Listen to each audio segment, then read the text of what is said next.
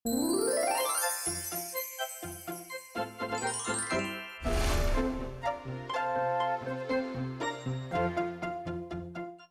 bata magkakagusto sa ginawa mong laruan dahil ang pangit. Pangit daw? Ang cute niya kaya eh. Tingnan mo, kamukha mo kaya siya. Diba? Inay, darating ho ba si Santa Claus bukas? Pwede ba namang hindi? Pasko bukas. Alam mo, mas maganda siguro, sabihin na lang natin sa anak mo yung totoo. Na malala yung sakit niya, ganun na lang ang sabihin natin para hindi siya umaasa. Ang tao, pag tumatanda, marami nang nakakalimutan. Kakalimutan ng magsaya, kakalimutan ng tumawa. Yung iba nga, mas gusto pang umiyak. Ano pong ibig sabihin nun? Umiyak pagka nalulungkot ang tao, umiiyak siya. Tumutulo ang luha. Dear Santa, ang wish ko po sa Pasko ay isang magandang manika. Sana ay pagbigyan niyo ako sa wish ko nito. Ano ba, Barbara? Bitiwan mo ako! Hindi bitiwan. Sobrang sip-sip mo kay Santa. Dapat akong isasama ni Santa sa pamimigay ng gift. Hawakan siya! Bitiwan niyo ako! Bitiwan niyo ako!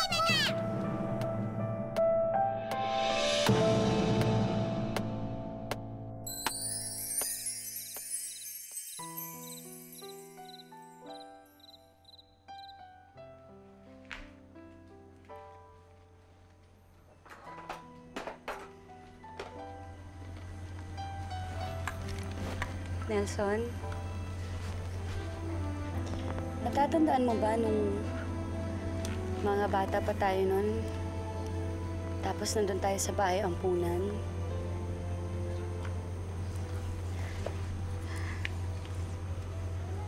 Mga ulila pa tayo nun.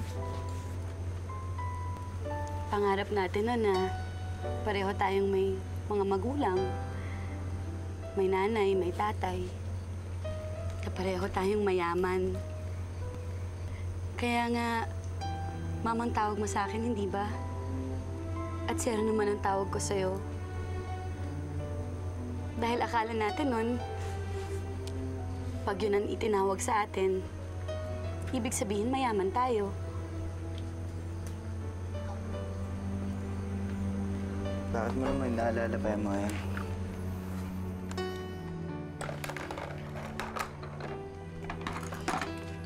Nelson,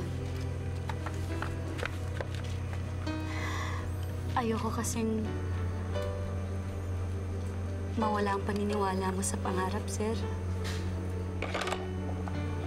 Na kahit na gaano kahirap, kahit na gaano ka-imposible, kagaya ni Santa Claus, kailangan nangangarap pa rin tayo. Kasi, sir, sa pangarap tayo natutong magmahalan eh. Kaya, kahit na gaano kahirap, kahit ang dami-dami ng problema,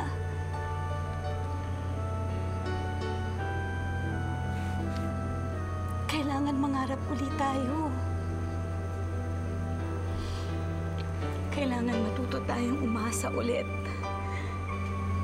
Sa balang araw, matatapos rin ang lahat ng problema. Na maaayos rin ang lahat. Kailangan natin matutong umasa ulit. So, pwede ba yun? Pwede ba tayo uli maging mga bata? Pwede ba tayong mangarap ulit?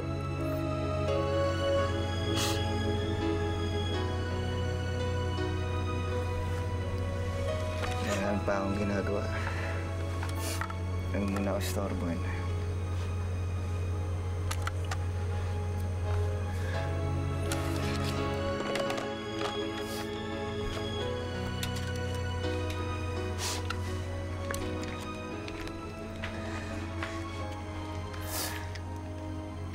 Isa lang ang ipapakiusap ko sa'yo.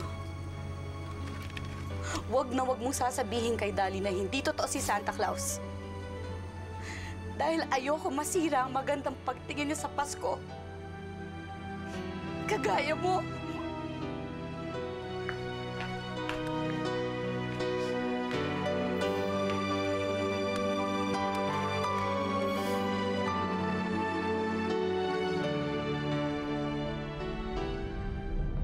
Bakit niyo ba ako dinala dito? Anong lugar ito? Dito lang naman dinadala ang mga sirang laruan. Kagaya mo.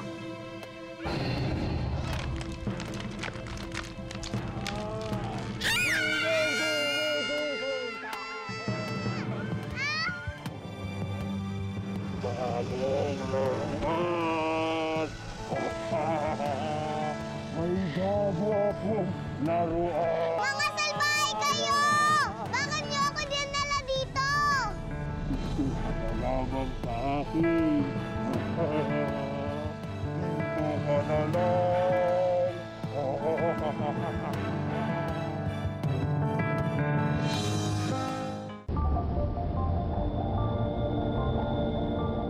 Santa, sorry ha, pag di mo na ako makikita. Sorry pag di mo na ako makakasama sa pamimigay ng mga regalo. Jingle bells, jingle all the way. Oh, bakit ka tumigil sa iyong pag-awit? Kasi po na-istorbo ko po ang tulog nyo. Kala ko po kasi kakainin niyo po ako. Hindi naman kita kakainin. Basta ituloy mo lamang ang iyong pag-awit, Manika. Kaya, sige, kumanta ka pa. Jingle bells, jingle all the way. Always fun and Mr. Jillian! Jillian! Jillian! Jillian, saan na kaya nagsuot yung manikang yun? Jillian! Jillian! Sir Nick, Santa. Ano, Mr. Noel, nakita mo na ba si Jillian? Hindi ko po nakita si Jillian Santa, pero sila ho ang nakita ko.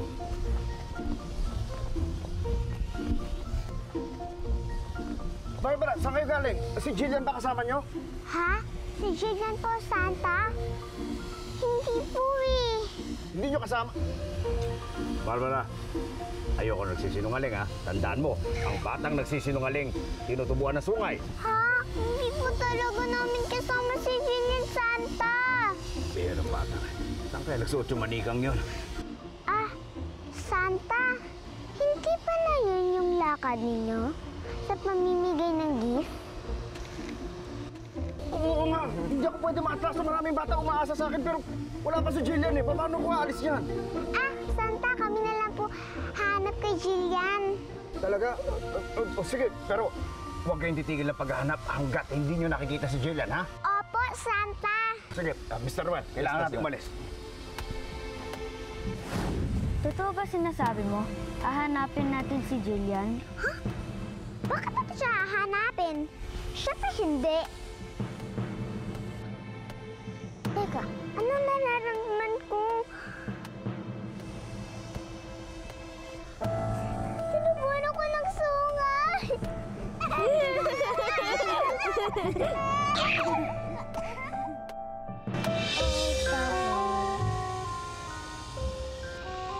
Oh, bakit ka huminto sa pag-awit? Kasi po, kagabi pa po ako kumakanta. Nabibingi na po ako sa sarili ko, pati sa boses niyo. Piloso pong manika ito. Gusto mo bang iisingin kita? Oo na po, kakanta na po ako. Pero sa isang kondisyon. Kondisyon? Ano ang kondisyon? Pwede po bang pagkatapos ko kumanta, aalis na po ako dito? Aalis ka? Pakakawalan kita? Hindi maaari, ayoko. Ngayon lamang ako nagkaroon ng manika na hindi sira. Kaya dito ka na lamang sa akin. Kaya umawit ka pa. Bahala po kayo, hindi po ako makakakanta. Hindi maaari. Kailangan umawit ka pa. Kung hindi, sisirain kita. Kapag sinira niyo po ako, lalo po kung hindi makakakanta. Aba, oo nga, ano. Kaya dapat pagbigyan mo ang hiling ko kasi ang sabi ni Santa, ang mga hiling ng tao ay tinutupad. Kaya magbigayan tayo. Ano po, deal? Oh, sige na nga. Pumapayag ako. Talaga po? Pumapayag na po kayo? Oo, pumapayag na ako kaya umawit ka na. Jingle bells, jingle bells, jingle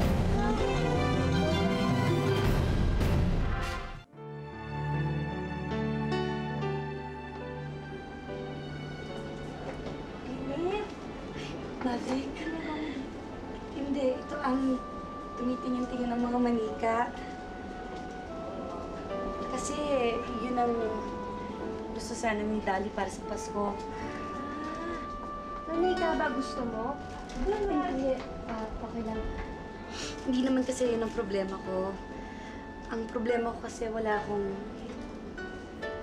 perang pambili. Kaya nga nagpunta ako dito. Nagbabakasakali lang na baka naman meron kang kahit konting pera na mapapautang sa akin. Ang naging problema natin, wala na akong pera eh. Pinambili ko na nung Noche Buena namin. Ikaw naman kasi, bakit hindi mo ako sinabihan kagad? Pwede naman pinagtabi na kita eh. Maverick, ano ba? Sobra-sobra na nga eh. Hindi, okay lang. Nagpapakasakali lang naman eh. Pero salamat na rin ha. Umalis ka na nga, Lynette. Wala ka namang pera eh. Pampasikip ka lang dito. Sige, mauna na ako. Maverick. Oh, ayan. Hindi na kita pinipigilan. Kaya nakakawala ka na. Maraming salamat, Puno. Makakapunta na ako kay Santa. Makakasama niya na ako sa pamimigay ng mga regalo. Bakit ka malungkot? Kasi nanghihinayang ako. Mawawala ka na sa akin. Huwag ka manghinayang kasi ang sabi ni Santa, pag nagbibigay ka, dapat masaya ka. Pero bakit hindi ako masaya? Sigurado ka? Tingnan mo, may bagong umusbong sa katawan mo. Nalaban.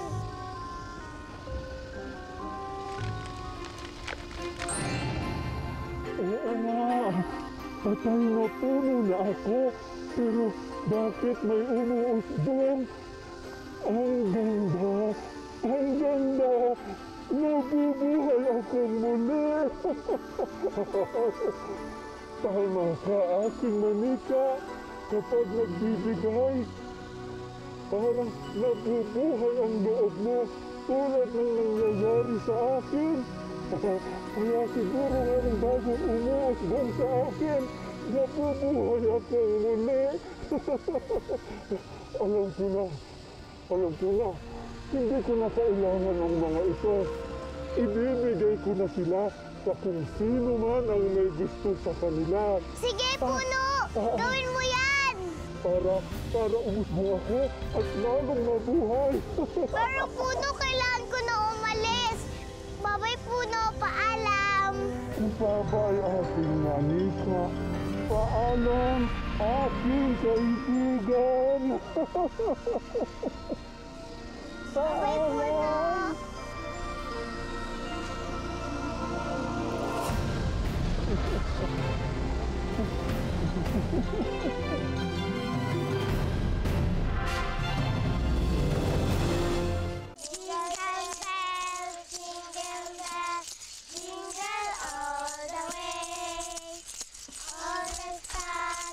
Mga bata. Tato. Ito, pagkati-hatian nyo na lang. Susunod na lang, ha? Thank you. Thank you. Sige na. Thank you.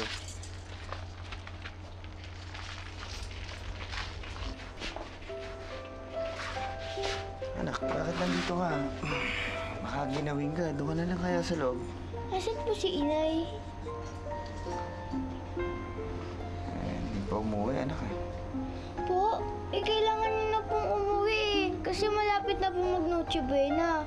Tapos, baka dumating na po si Santa Claus para magbigay ng regalo sa akin. Maya-maya lang yun. Darating.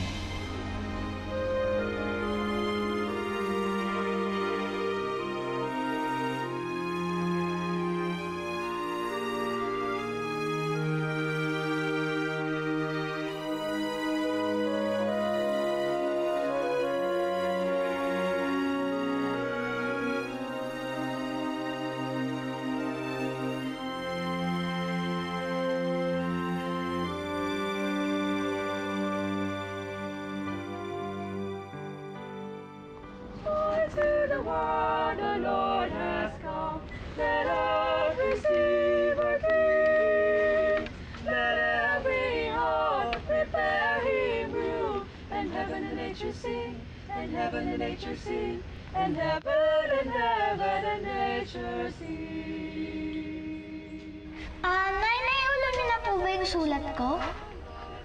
Darating si Santa bukas, di ho ba? Hindi niya ako bibigoin. Oo, anak. Darating si Santa bukas. Hindi ka niya bibigoin.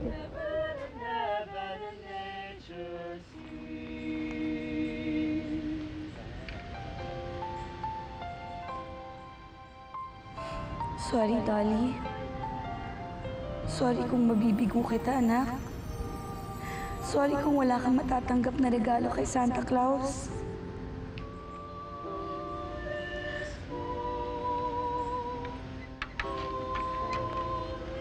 Falling Star? Ano yun?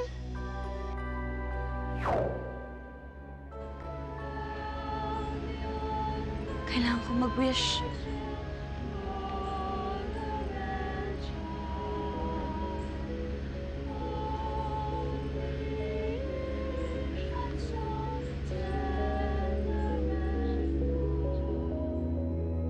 Falling Star! Dapat nakawish muna ako sa'yo bago ako nahulog. May iba bang nakakakita sa'yo? May iba bang nakawish sa'yo? Sana gumaling na si Dolly. Sana makaligtas ang anak ko. At sana totoo nga talaga si Santa Claus. Para may magbigay naman ng regalo sa anak ko.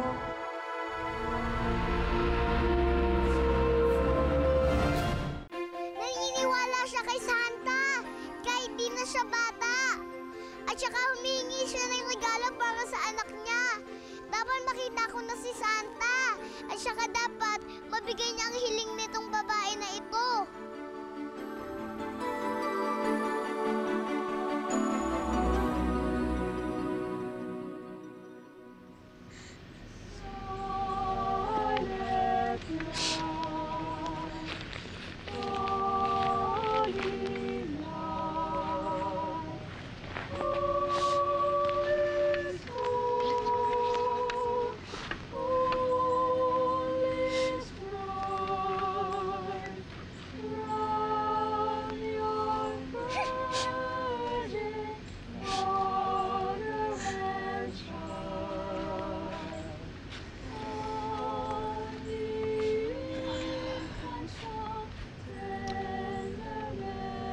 Sabi ko na ba, dito ka nagpunta eh.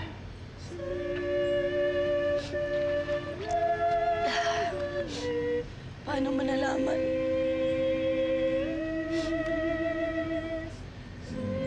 Nakausap ko si Mabi. Sa kanya ko nalaman lahat ng nangyari.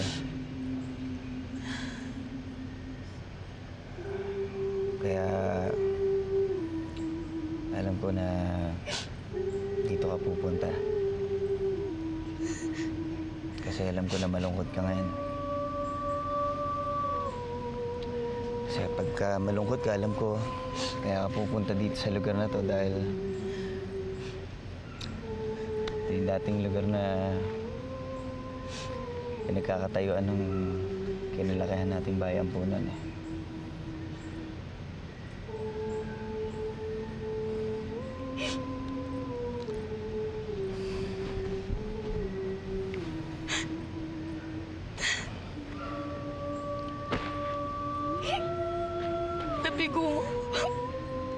Nabigo ako eh. Hindi ko nabili yung regalo para kay Dolly.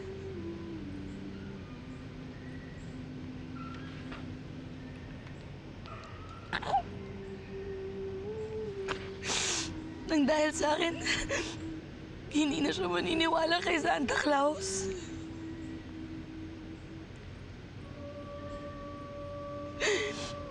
Nang dahil sa akin, hindi niya na makukuha yung gusto niyang regalo para sa Pasko.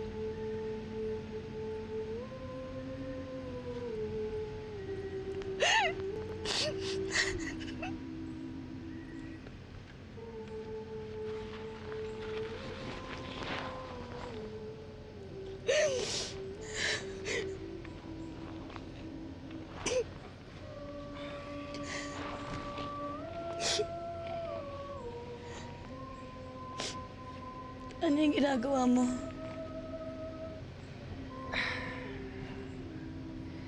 Di ba nakita yung ginagawa ko, ma'am? Gumagawa ako ng regalo para sa anak natin. Isang malaking regalo. Ganda pa nga ng gift wrap niya eh. Ngayon, meron na tayong regalo sa anak natin. Malaki pa. Tsaka maganda. At hindi lang yun. Mamahalin pa yan, ma'am. Alam mo bakit? Kasi di ba mayaman tayo?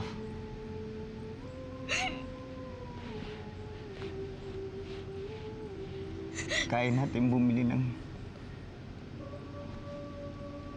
espesyal na regalo para sa anak natin.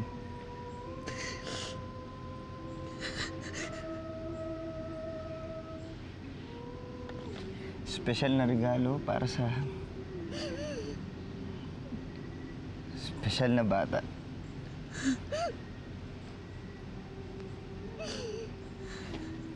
Kaya panigurado magugustuhan to ni Tali.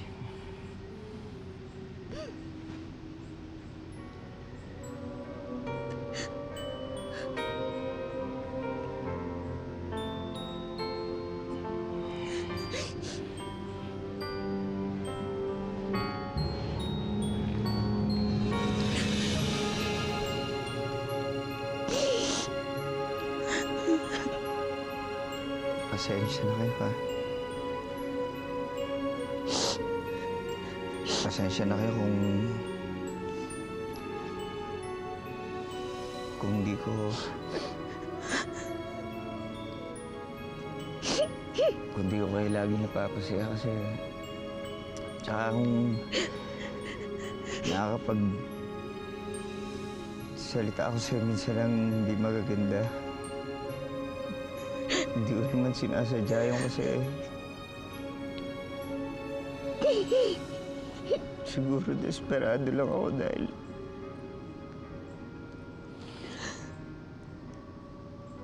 marami rin ako iniisip eh.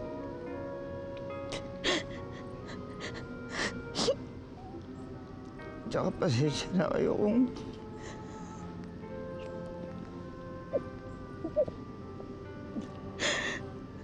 kung yun lang yung kaya ko, kung hindi ko kayo magbigay lahat ng gusto nyo.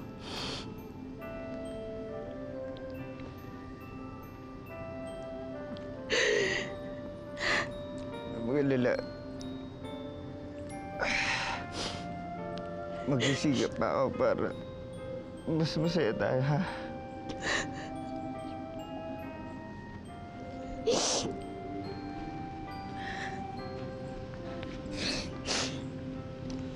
Sir, ako rin.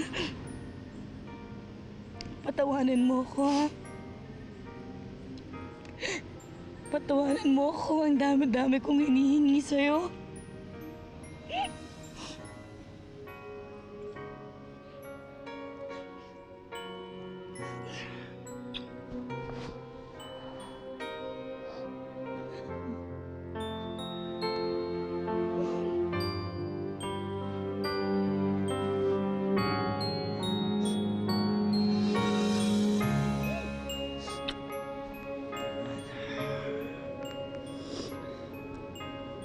Halika na. Hintay na tayo na anak natin eh. Ha? Binili ko lang siya doon kala Aling Aya. Halika na. Hindi na tayo. Halika na, Maya. Halika. Paano to regalo? Buhatin na natin. Wala.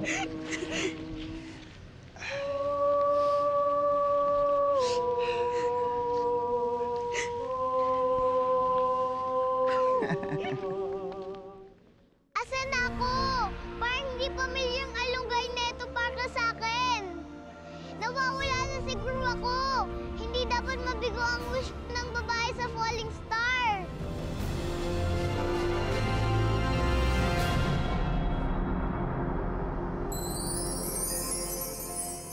Pati si Rudolph nawawala. Ang oras na ng Noche Buena, hindi ko na siya mahihintay. Hindi ko naabutan si Santa. Rudolph, pwede ba natin siyang habulin? Tayo magbibigay ng regalo. Bye-bye, Teddy Bear. Kaso tingnan mo, hindi kaya iniwan ni Santa Claus? Napakagandang manika. Malas mo talaga, Jillian. Ikaw tuloy ang naging gift. Diyan na babagay ang dal mo. Bakit nasa basurahan ako? Iyak. Pasensya ka na sa mga kalaro ko, Manika, ah. Iingatan na kita simula ngayon. Ayokong bawiin ka ni Santa Claus sa akin. Patay. Nagsalita ka ba, Manika?